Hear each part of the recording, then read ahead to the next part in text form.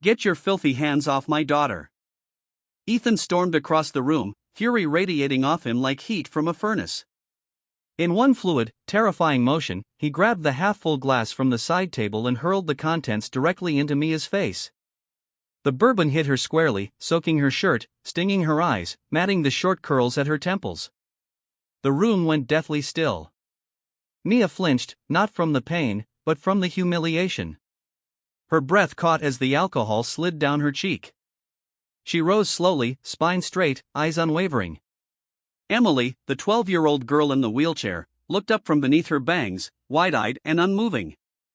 I was helping her feel something, Mia said, voice even despite the sting. She asked me to try. You were hired to change her clothes and prepare meals, Ethan spat, looming over her. Not to put your hands on my child.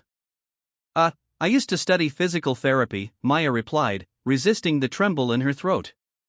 I wasn't trying anything dangerous. I was applying a sensory pressure technique. It's non-invasive and completely unauthorized. He cut her off. You think because you almost got a degree, you're qualified to treat my daughter? You're not a doctor. You're not even a nurse. Mia's eyes didn't drop. I don't claim to be, but I am someone who still believes she can be helped. And more importantly, so does she. What if one act of defiance could heal a broken family? Keep watching to uncover the shocking truth on BUP Stories. If you felt connected to any of the characters in this story, please like this video to let us know you are here. Also, leave a comment telling us where you are watching from. You might be surprised to find someone nearby watching this story with you, too. Ethan turned toward Emily, who shrank into her chair. Her voice hadn't returned since the accident. Her legs hadn't moved. He had flown in specialists from all over the country. None had helped. And now this woman, this hired help, was claiming she could do what professionals couldn't. You're done here, Ethan growled. Pack your things. I want you out of this house before dinner. Behind them, Ruth Blackwell stood silently at the doorway, holding her porcelain teacup like a gavel in her palm. Her silver hair was pinned neatly, her face stern, and her eyes sharp as ever. Ethan, she said firmly. That's enough, he whirled around. Mother, I said enough, Ruth repeated, stepping into the room. You threw bourbon in a woman's face under your own roof. What would Eliza say if she saw that? That name Eliza, his late wife, cut deeper than any insult. Ethan's face hardened. She was touching Emily, he said. That crosses every line. She was helping, Ruth replied. And not just with her body. You can't buy connection, Ethan. You can't order it with a signature and a check. Mia has done more for Emily in 3 days than all the paid professionals in 3 months. Mia, still damp, her pride burning hotter than the alcohol, said nothing. Out, Ethan said again, his voice brittle. Before I call security, Mia turned to Emily, kneeling to meet her gaze. Her tone softened. Goodbye, sweetheart. I hope you never stop trying to feel something. Emily's eyes shone for a moment. Silent tears that never fell. Mia left without another word. That night, Ethan sat alone in the security room, fingers trembling over the playback screen. He watched Mia's interaction again. Her voice soothing, her touch light but precise, her words careful. Let's try the toes today. Okay, tell me if it feels like anything. And Emily had blinked. Her lips had moved. Then Ethan paused the footage, staring at his daughter's face. Was that hope? He barely noticed Ruth enter the room behind him. You saw it, too, she said quietly. He didn't respond. Then from down the hallway came a whisper. Dan rose instantly. Emily sat in her chair, pushed gently by Ruth after dinner.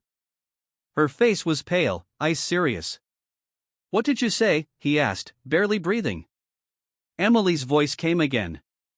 A fragile thread of sound. She made me feel my foot. Ruth looked from Emily to Ethan, her voice low and steady. Maybe you threw your anger at the wrong person. Ethan didn't speak, but in his chest, something cracked. And for the first time in months, it wasn't anger. It was fear and doubt. The morning after the incident, Ethan Blackwell stood by the floor-to-ceiling windows of his study, holding a cup of black coffee that had long gone cold. The rain tapped lightly against the glass. A quiet rhythm that echoed the storm in his chest. His mind ran in circles. Images of Maya kneeling by Emily's wheelchair. Her calm voice. The way Emily had whispered. "She made me feel my foot." It had been the first voluntary sentence his daughter had uttered in weeks. He didn't know what to do with that. Didn't know how to process the shame curling inside his gut.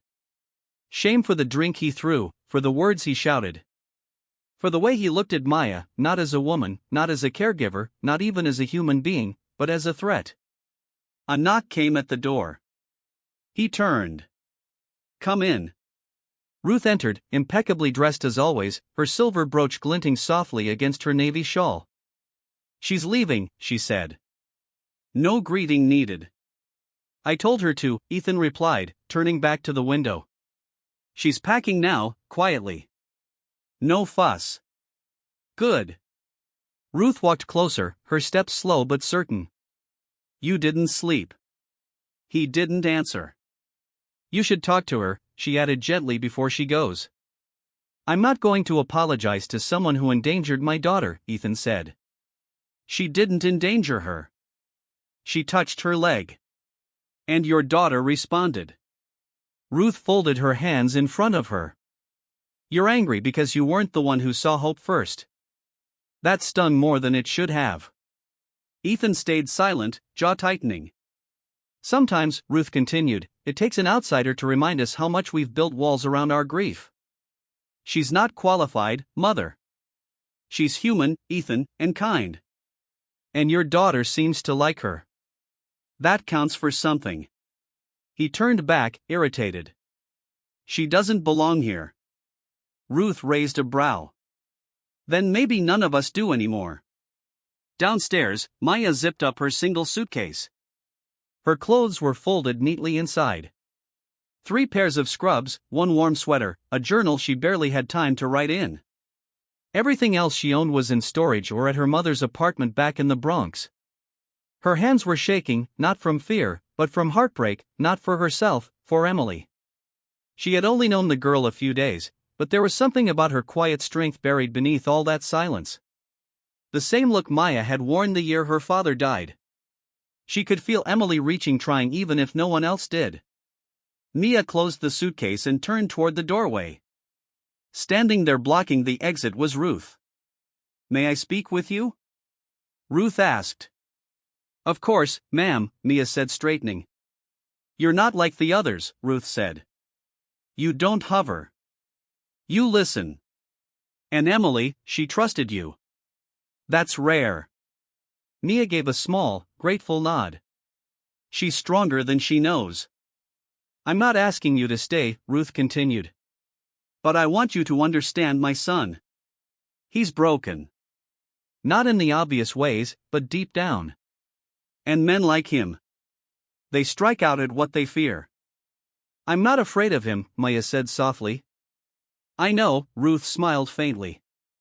"That's why you're the first one worth being afraid for." Before Maya could respond, Emily's voice rang from the hallway. "Maya." The girl's voice was still soft, but steadier than the night before. Maya turned quickly, her heart leaping. Emily sat in her chair, wheeled in by one of the maids, her hands resting lightly on her lap. "I don't want you to go," she said. Maya's throat tightened. "I don't want to either, sweetheart." "I felt something," Emily whispered, voice cracking, "when you touched my foot. Not like before, real, like it woke up." Ethan had entered the hallway without anyone noticing. He stood there now, arms crossed, brow furrowed, not with anger, but confusion. He looked at his daughter, then at Maya, then back again. "I thought she was hallucinating," he said. "I wasn't," Emily replied, surprisingly firm. A long silence stretched. Mia straightened. "Mr. Blackwell, I understand I crossed a line. I wasn't trying to challenge your authority. I only wanted to give her a chance to feel again." She was smiling, Emily added. You didn't see it, but I was. Ethan took a step forward, each movement heavy, uncertain. For the first time in months, he felt unsure of his role, not just as a father, but as a man who'd built his life on control, uncertainty. You left school? He asked Maya quietly. She nodded. I was in my second year, full ride, but my mother's health started failing. I took over her care, never went back. Another pause. What would you need? He said slowly. To return, finish your degree. Do it right. Maya blinked. Sir, I didn't come here to ask for anything. I know, he said, which is why I'm offering. I just wanted to help Emily. Ethan's voice softened. And maybe you still can if you're willing to stay under certain conditions. Maya didn't answer right away. She looked to Emily, who gave a small, hopeful nod. And finally, Maya nodded too. Yes, sir. I'll stay. Ruth let out a quiet breath she hadn't realized she'd been holding. Ethan, still guarded, added. Well, review boundaries, said Leamy. Of course, Maya replied. He nodded. Then let's begin again. That night, Ethan watched the security footage one last time, but this time he wasn't looking for faults. He was watching hope unfold. 3 days had passed since Maya had agreed to stay. Though the tension in the Blackwell estate had cooled slightly, the air still buzzed with something unspoken, uncertainty, weariness, the slow, uncomfortable thaw of buried grief. Ethan kept his distance. He was cordial but cold, communicating through the head housekeeper when he could and only speaking to Maya when absolutely necessary. But he watched, always watched. Mia didn't mind. She had long learned to do her work without expecting thanks. Her focus remained on Emily getting her to respond, even if just through small flickers of movement or eye contact. And Emily slowly had begun to open up. The once lifeless child now asked quiet questions. She laughed sometimes, and every now and then when Mia brushed along her leg or tapped near her toes, Emily would inhale sharply. I think I felt that, she whispered once. You think? Mia teased gently. Emily smiled. Okay, I did. They shared that small triumph in secret. Maya didn't report every breakthrough to Ethan. She wasn't sure he wanted to hear it or that he'd even believe her if she did. He was a man who trusted credentials, not instincts. Charts, not children's smiles. Still, Ruth noticed.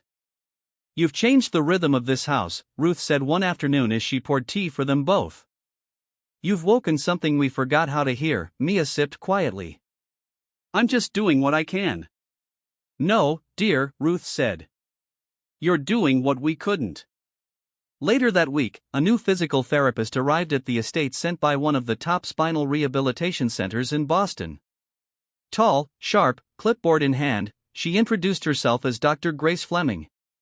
She was precise, professional, and clearly unimpressed with the household's current arrangements. You're the assistant? Grace asked Mia on the first morning, eyeing her uniform. I'm the caregiver, Maya replied with a polite smile. I assist Emily throughout the day and supplement her therapy with sensory stimulation techniques. Grace raised a skeptical eyebrow. And what's your certification? Maya hesitated. I completed 2 years of physiotherapy school before withdrawing for family reasons. I'm not licensed. Then don't interfere, Grace said curtly, turning away. The tension crackled from that moment forward. Mia stayed quiet during sessions, watching Grace guide Emily through routines, most of them mechanical, repetitive, with little variation. Grace didn't ask Emily how she felt. She rarely looked her in the eye. After 3 days, Maya couldn't stay silent. One afternoon, after a particularly rough session, Emily whimpered as Grace stretched her legs too harshly. That's enough, Mia said sharply. She's in pain. Grace looked up. She didn't say anything. She doesn't have to scream for you to know, Maya replied, kneeling beside Emily. Her breathing changed. Her hands clenched. I'm trained to push limits. Grace snapped. You're not. Emily, caught between them, whispered, "Please stop." But Grace ignored her. That was when Maya reached over and gently touched Emily's ankle, softly, pressing along the nerve line she'd learned. Can a forbidden touch spark a miracle, or ignite total chaos? Don't stop now, discover the emotional twist that changes everything on BUP Stories. One rooted in empathy instead of discipline. Ethan, standing near the back, watched. His presence felt less like oversight and more like solidarity. Watching Maya, he realized how far they'd come from hurt and suspicion to a shared mission of trust. Later, Lucille approached, her voice softer than it had ever been. "I never understood until now," she said, touching Mia's shoulder gently. "Home is built on feeling safe, not just being told you are." Mia smiled, her heart heavy with gratitude. At dusk, Maya and Ethan walked through the garden, hand in hand, petals falling around them as if welcoming their solidarity. "We've planted more than a program," Ethan said. "We've planted understanding." Maya thought of Emily, who had drawn the tree with deep roots and branches stretched wide, an image of belonging born of steady care, not force. "You rooted hope in her," Maya replied. "Now it lives in every child who finds this place." Ethan squeezed her hand, voice low but steady. "And now it's alive in all of us." No trumpet fanfare marked their triumph. No grand speech closed the chapter. Instead, it was the quiet bloom of trust, the kind that grows in shared moments of presence, compassion, and unshakable belief. And for the first time in a long time, the house didn't just feel like a mansion with rooms and windows. It felt like a home grown from the simplest, strongest root of all. Love, given, received, and spread to every corner. Spring deepened across the estate in gentle waves of promise. May light streamed through the grand windows, scattering dapples of sun across polished floors. The healing, once fragile, had begun to root deeply, and the fruits of persistence were quietly unfolding. At the heart of the estate, little Emily practiced walking with Maya by her side, guiding softly, steadying her with belief. It was more than rehabilitation. It was the embodiment of secure attachment. According to attachment theory, children who experience consistent, sensitive caregiving develop secure internal working models, mental maps that guide their expectations of self-worth and others' reliability. Emily's strides weren't just physical. They were affirmations that she could trust the world she inhabited and trust herself to belong in it. In the Great Hall transformed for community daytime workshops, parents and caregivers gathered for another session led by Maya. They practiced mirroring their children's emotional cues, learning that responsiveness, not control, is the bedrock of healing. Studies affirm that such caregiving behavior influences attachment quality and later functioning across the lifespan. As the participants practiced, it wasn't therapy manuals being passed along. It was empathy, the lifeblood of secure relationships. Lucille watched from the back. She'd walked through the emotional fire of this family's evolution and now stood as a reluctant witness to transformation. Approaching Maya after the session, she offered a quiet apology. "You helped me see what family can feel like.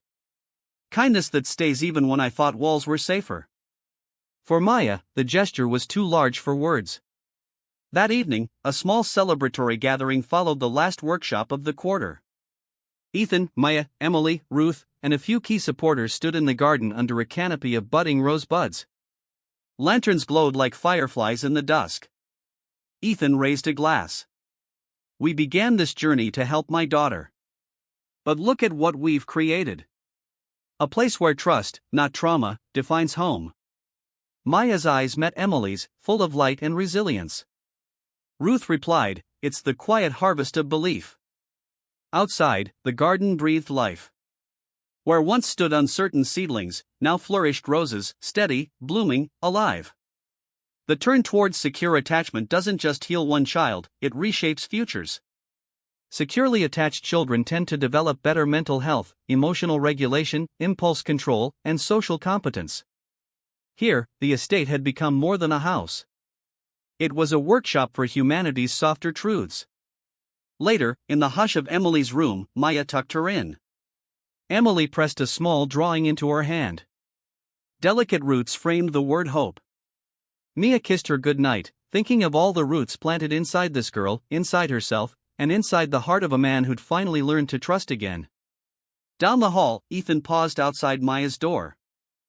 In that stillness, he realized healing doesn't demand grand gestures. It's nurtured in the quiet patience of returning, of staying when fear says run.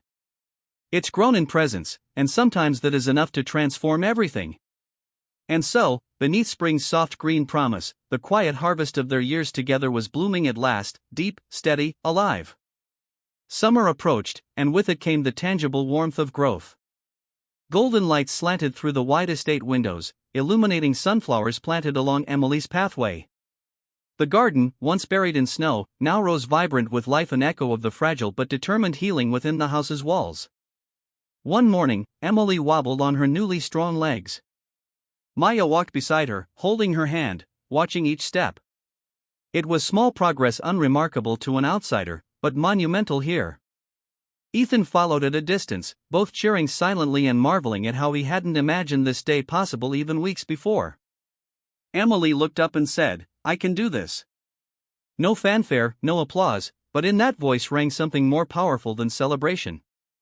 Belief. Maya squeezed her hand. "Yes, you can." And you helped me believe it," Emily said. It was the first real acknowledgement of what Maya's presence made possible. That afternoon, a community meeting took place in the Great Hall.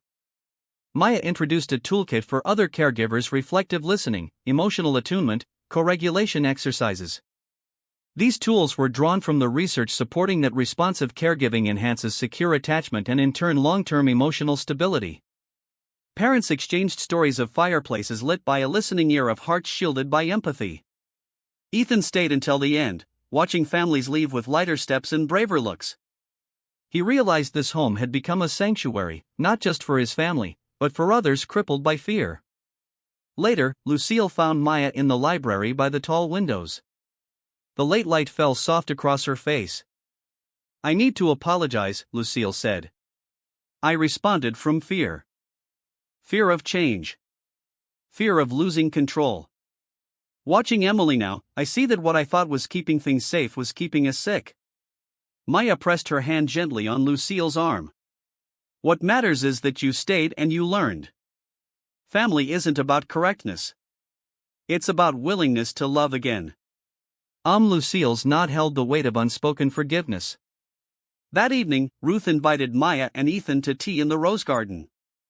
The air smelled of soft petals and possibilities. "Look at what you've cultivated," Ruth said, gesturing at the flowers. From distrust to love, from silence to hope, they sipped tea beneath lantern light as the garden came alive with crickets. Ethan glanced at Maya, gratitude baked into every line of his face. "You taught me how to be brave when it's easier to run," he said softly. Mia lifted her cup.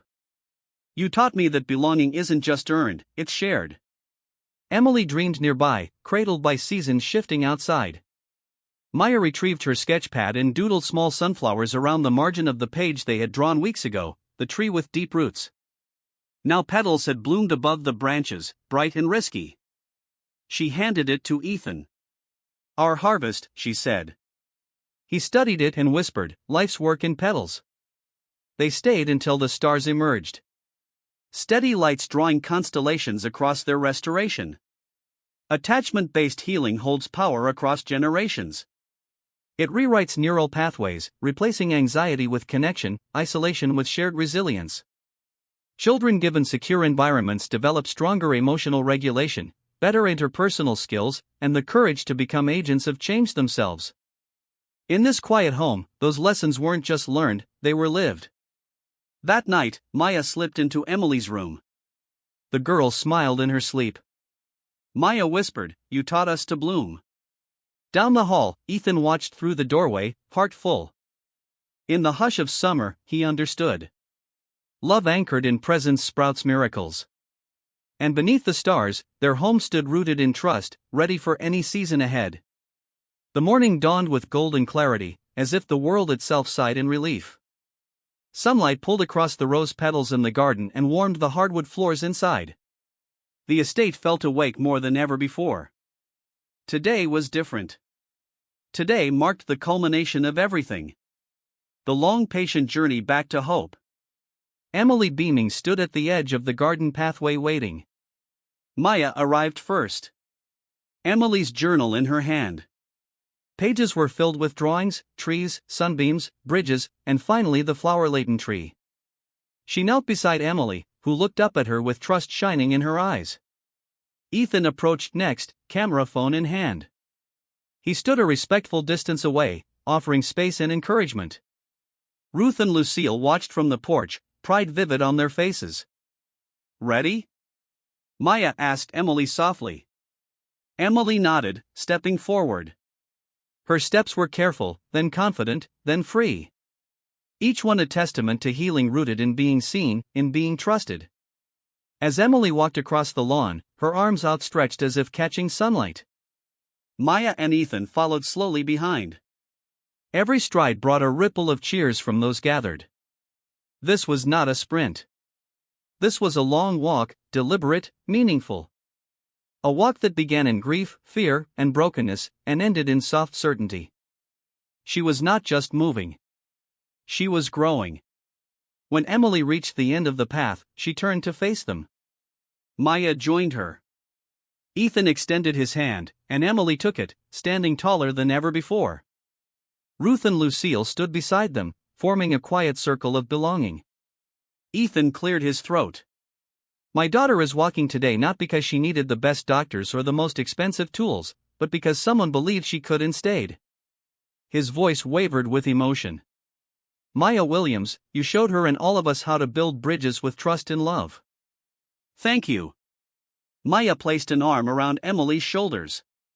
She believed in herself because someone showed her she wasn't alone. No one spoke for a beat longer than remembered. Then Emily looked directly at Ethan. "Thank you for letting her stay," she said. "I needed her." Ethan knelt, eyes glistening. "I'm the one who needed her." Later, dinner was simple.